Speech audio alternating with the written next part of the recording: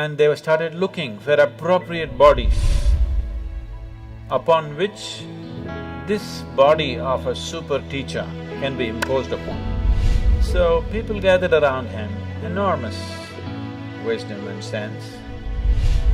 So Khalil Gibran said about J. Krishnamurti, when I walked into the room, just those 5 Saturday afternoons, an hour and a half, that much impact he had on me.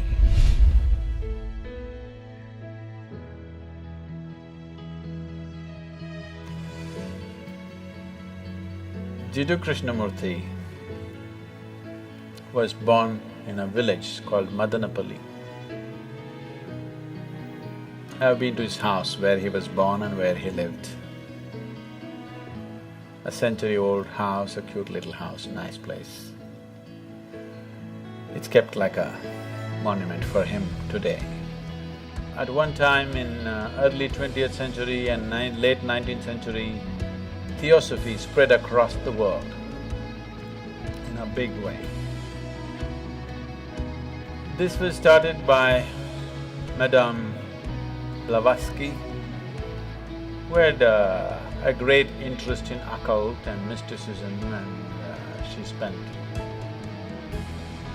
late 19th century and early 20th century saw a lot of British and other European seekers of mysticism traveling to India and exploring and writing lots of books, many of them, you know. Max Muller, Paul Brunton and many others. Blavatsky was even before them. These are all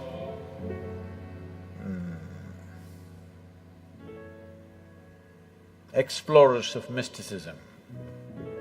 It was, in those days, not like going to some place to learn, it was an adventure that you really have to take off on a horseback and go to a strange country, battle all kinds of things, try to meet the right kind of gurus, and it was a whole adventure.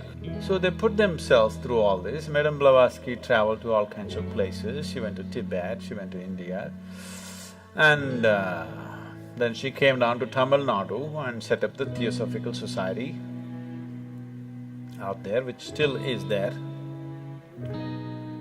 And then their dream became to produce a perfect being project. Then they unearthed this information. I don't know to what extent they went, but actually, in the yogic lore, in the tradition, there was a yogi by the name Sunira. Sunira saw that human consciousness could be evolved if you produce a perfect human being who could render this to all sorts of people. In a way, he comes from the tradition of Shiva. Somewhere it's his dream to build another being like that.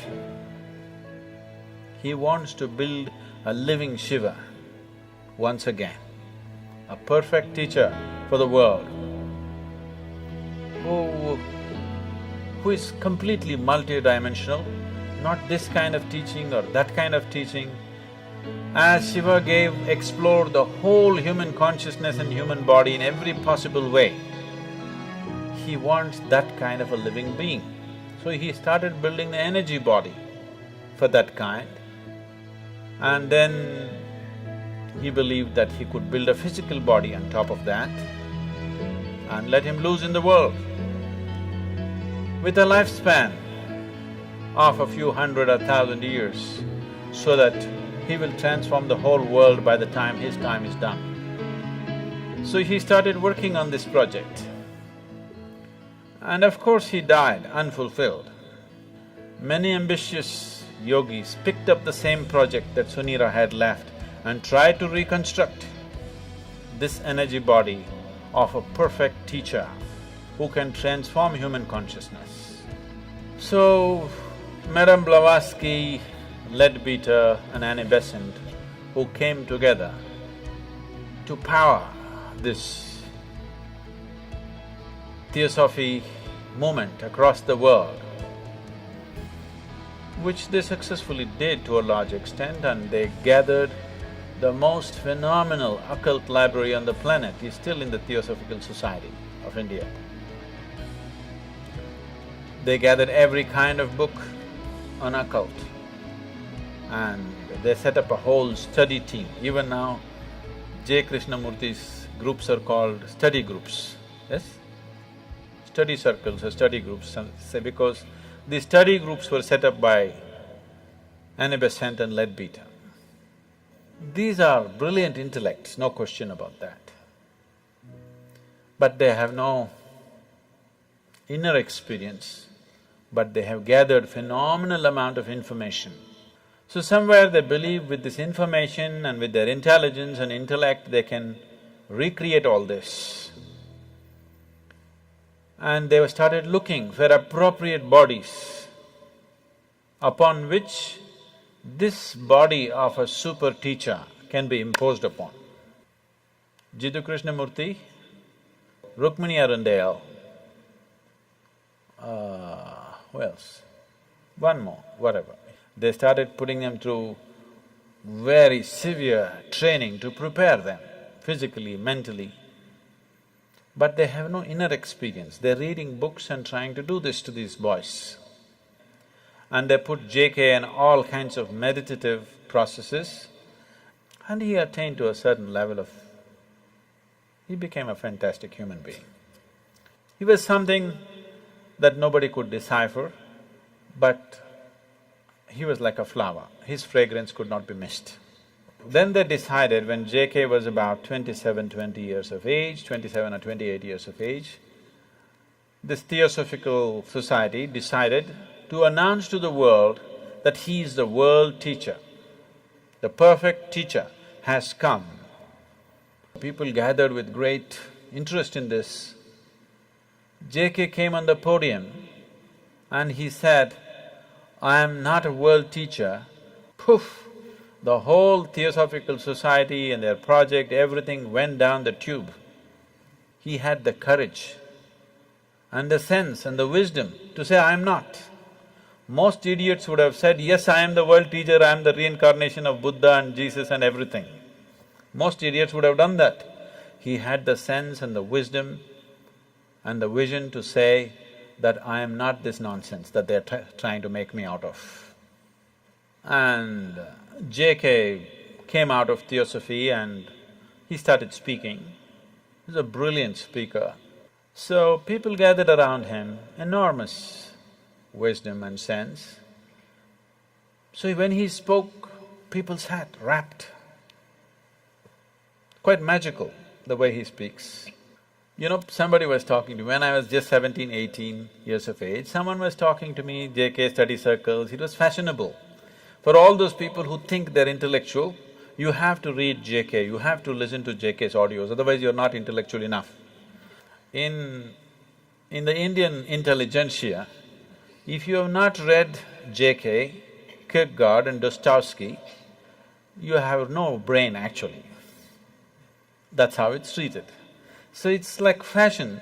For everybody, they should have read this, whether they get it or they don't get it. You read Dostoevsky, you read Kierkegaard, you read J. Krishnamurti, means you got some brain working. That's a gauge. So, people were talking, JK, he's something every Saturday afternoon, they have a study circle where they play some audio tapes and his books are there and things. Some of my friends invited me and I went. So they were playing a short video. The man was sitting like this is the first time I'm seeing him, the first time I'm listening to him. He was still alive at that time. Just the integrity of the person is spilling all over him. Just the sheer integrity of the man cannot be missed.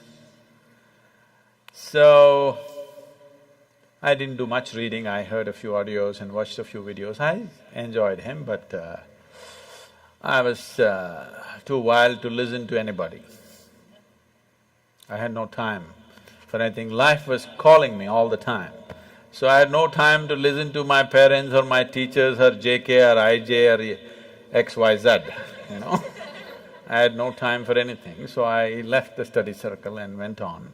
Maybe I attended this for about 5 weeks, I remember very well. It was about 5 weekends I went there, every Saturday afternoon, just for about an hour and a half. They would play 1 half-an-hour video or audio, and then they'll all get into discussion and one big confusion. Because nobody around him understood what he's talking about. Because he refuses to use any method, he refuses to use any example, he refuses to use any parable, any story, any joke or anything. This is just intellectual dissection. This is called as Gnana Marga. This is pure Gnana Marga. Gnana means the way of the intellect. Out of these 7 billion people, if you find 10,000 people who have that kind of a razor-sharp intellect, who can, without any kind of context, they can go on slicing things, you will not even find I don't think you'll find 10,000. Maybe you'll find 1,000 people. And those 1,000 people may not be interested in the spiritual process, they may be trying to slice through the stock market, they may be trying to slice through something else. So, around JK, everybody could feel the man is special, but nobody could get what he was talking about, because he refused to play the role of a guru, he refused to initiate anybody into anything, he refused to give any kind of method, any kind of process. He said it anyway happen. It is true. Anyway it will happen. But maybe after 1,000,000 lifetimes. So if you're in a hurry, either you must have that kind of an intellect, which is rare, or you must be willing to use the other faculties that you have of body, energy, emotion, all these things. He went driving on one wheel of his car. He is good at it, but nobody else could get to do it. Fantastic human being. When he was there was a fragrance, when he's gone, only books, because there's no living process. So Khalil Gibran said about J. Krishnamurti, when I walked into the room, JK was sitting and Khalil Gibran went to meet him. He said, when I walked into the room, I walked into a wall of love. It just hit me in the face. See, you would never associate JK with love. He's not a loving man. That's not how he looks. He's like this. He definitely doesn't look loving, but he's very loving.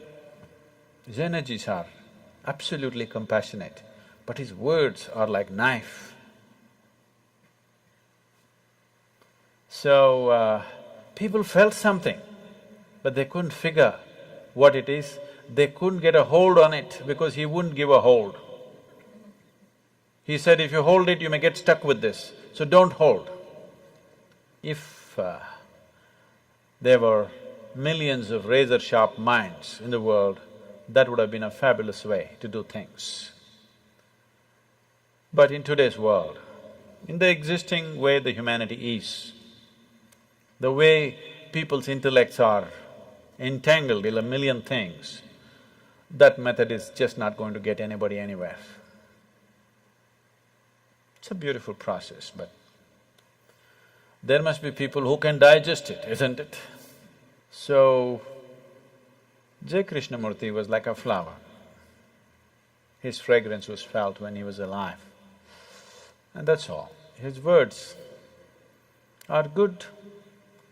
If you want to kind of use it as an intellectual exercise to drop a few things, they could be useful, brilliant. His intellectual brilliance just comes out every moment of his life.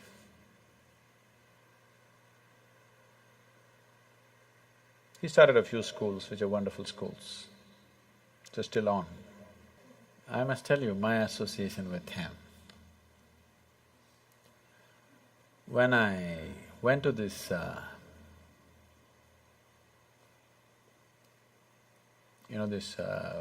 weekends for 5 Saturdays, Saturday afternoons, an hour and a half, that's my exposure to him. And one day he spoke about education. And it really gripped me.